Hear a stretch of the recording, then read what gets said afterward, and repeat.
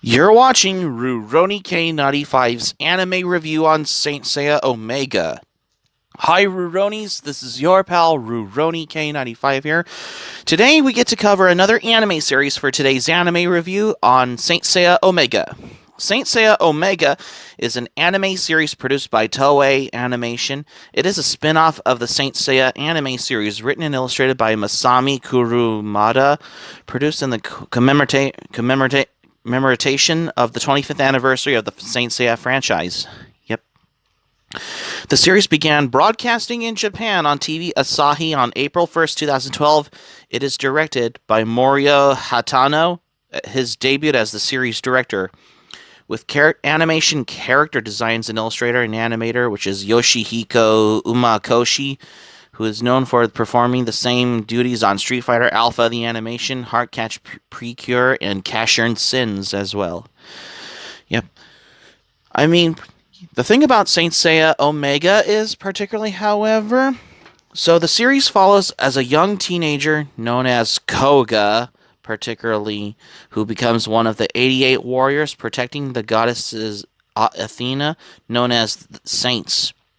As the Pegasus Bronze Saint, Koga embarks on a journey to increase his power to save Athena while meeting some other saints. For the second season, the series tells the conflict between Athena and her sister Pallas, which starts a new war, as the series got a manga adaptation and a fighting game as well. Yep.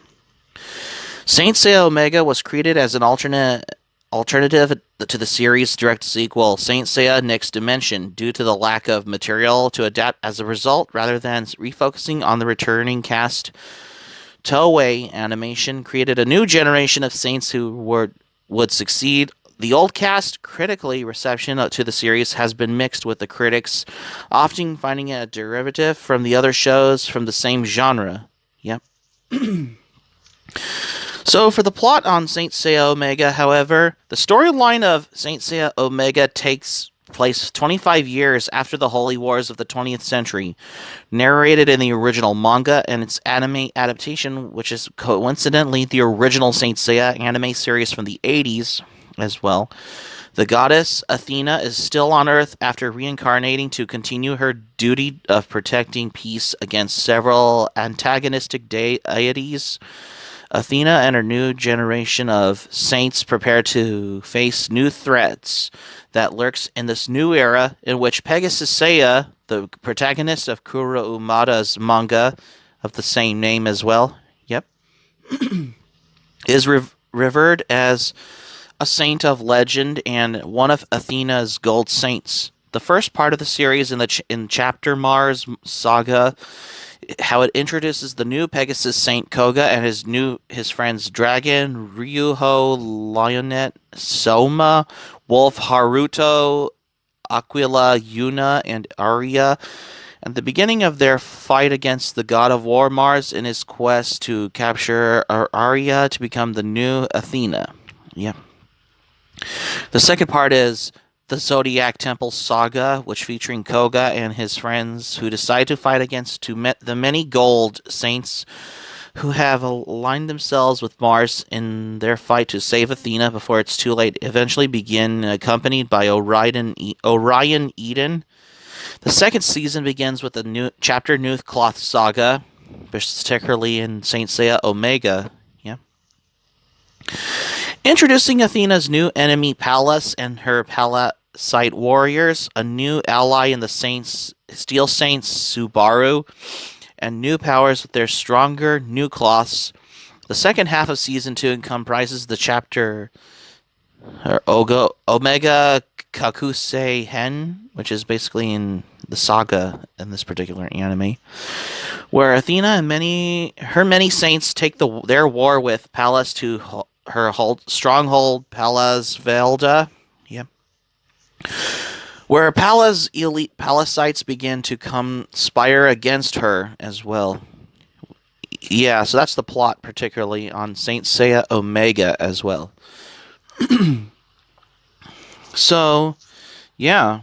For the thing about Saint Seiya Omega, however, particularly about how it's very like a direct sequel to Saint Seiya, an alternate an alternative sequel to Saint Seiya New Dimension as well.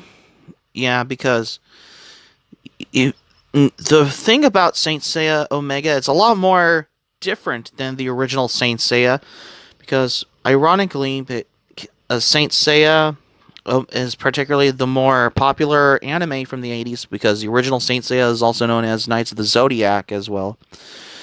Yeah. I noticed that the anime has some positive aspects on there, however. The animation of the anime is the only positive aspect of this series that I could have named. Specifically, when we witness fairly distinct characters using kinds of bodysuits, particularly what you see in Saint Seiya Omega at this point. If you ever seen the series as well, yep. Majestic structures left and right in the combination with colors that were highly saturated and very vibrant, easily capturing and retaining the viewer's attention. The negative impacts when I am embarking on a new shonen anime journey, I do to stumble across some cliches, especially when the protagonist's legendary bravado, who is wholly predicated upon his selfless, borderline masochistic intention to protect his friends and the world in general. The antagonist's intention to acquire immense physical strength either for the sake of it or for the liberation of mankind from itself by facilitating its destruction, some protagonists or antagonists in general. The quest towards more particularly strengths for some, at best incomprehensible reasons, at worst posturous, etc. But that's quite different from having those cliches deployed in the most expectable, how you expect for Saint Seiya Omega, as if if the creators of this anime were intending to mock the genre by itself by releasing a humorless parody based on single cliches that the former has to offer. For the sound department, nothing really stood out. The same tracks were being regulated throughout, as well as how I expect for seeing in Saint Seiya Omega as well. Yeah. I mean, as for the good character development goes, well, there's not really to any of it to speak of as it was if you something you expect for this anime series. I mean, most of the protagonists and antagonists' intention, beliefs, emotions, and throughout thought processes were, to the extent that they were made clear, pretty formulaic as well. Something that is what is going on for Saint Seiya Omega, which is so different than any other anime has been done before as well. Yeah. Well, what can you do as well? Because I had to make it clear for this anime as well. Yeah. So in the action scenes department, there's nothing much was going on either. I mean, there is a great majority of the time went on specific choreography, especially with the graphics, head titles, and all and such as well, which has accompanied every character's individual combat moves. Another significant part of the time was spent on mundane verbal exchanges between the rivals before, during, and after the fight. And finally, what was left was spent on repeating the sequence, especially when there's the protagonist as well as protagonist's beatdown, either his or her or their display of bravado as well, which is particularly of how no other anime has how the plot goes, especially for characters as well. Yeah, especially for the anime series Saint Seiya Omega as well. I mean, the anime was broken down into particularly two seasons with completely different sets of antagonists because the series has capsulated over 97 episodes, but the unfolding of both Plow was characteristically similar in pace. Both seasons get into it rather quickly, introduced to us to the characters, and the antagonists almost immediately gave us a clear idea of how all this was going to unfold and wasted quite some time with the protagonists simply running down and getting into fights with everyone. Furthermore, I would like to note that Particularly, the second season of Saint Seiya Omega was almost complete unnecessary, but if, as it was something, what is you expect seeing what is going on in Saint Seiya Omega, in my opinion. If you would have expect of how you if you ever see the anime series as well.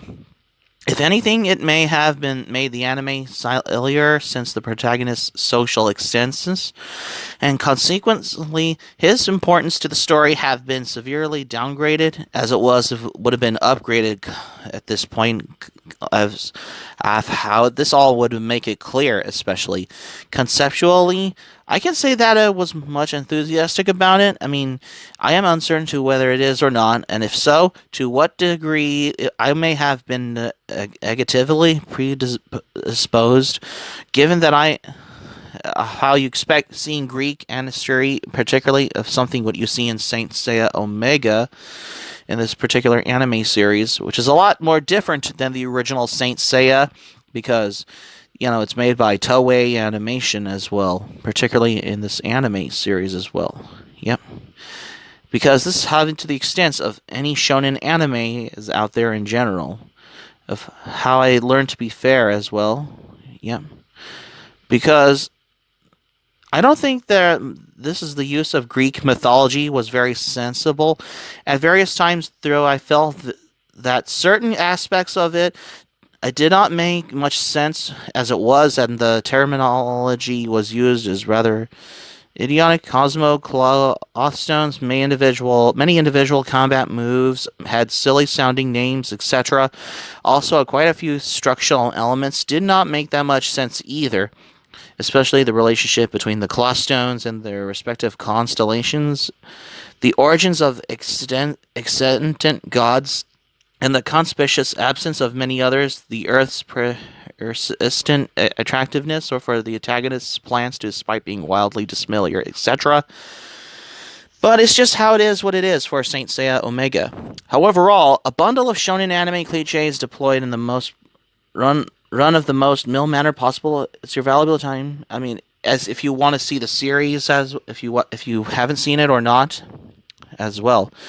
I mean, Saint Seiya Omega was renewed for the second season, which started on April 7, 2013. Crunchyroll has announced on March 30th, 2012, that they acquired the rights to stream the show online with English subtitles in the United States, Canada, United Kingdom, Ireland, South Africa, Australia, and most of all, New Zealand for this particular Japanese anime series, and have continued to post new episodes online shortly after they air on TV in Japan. Toei Animation describes it as an original anime story separate from the continuity of Kuromada's original manga. The original Saint Seiya author Kuromada is not involved in the creative process of Saint Seiya Omega, thus he is credited as the original creator of the series concept. Yeah, because this is it looked like something I'm not sure if Discotek Media would have released Saint Seiya Omega on DVD, because I know that this anime series has run from April 1st, 2012 until March 30th, 2014 as well. After 97 episodes, it looks like something I'm pretty sure if Discotek Media would have gotten a Blu-ray release for Saint Seiya Omega, unlike kind of like how they did with the Saint Seiya movies, which Discotek Media has did, which it all makes perfectly sense as well. If you haven't seen Saint Seiya Omega, I highly recommend you to check it out if you're a fan of Saint Seiya, because it's available on Crunchyroll. So that's going to be it for my anime review on Saint Seiya Omega for today's anime review. Thank you for watching, but before we go, here's my thoughts on this. When I first watched Saint Seiya Omega on there, I really started getting into the Saint Seiya series because I didn't know it was based on the original manga by the same creator who worked on the original Saint Seiya until I think I saw this on Crunchyroll like 2 years ago, I guess, because if you haven't seen Saint Seiya Omega, I highly recommend you to check it out on Crunchyroll if you're a fan of Saint Seiya. Hope subscribe for content. My anime plant link in the description down below. You can share this video on your Twitter, Facebook. If you have Twitter, Facebook account, and all social media, be sure to give this video a thumbs up by clicking on the like button on this video. Feel free to leave in the comments in the comment section.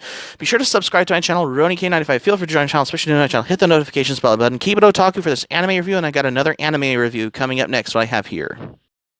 Stay tuned for my next anime review. I got a Gundam movie for tomorrow's anime review on Mobile Suit Gundam Char's Counterattack.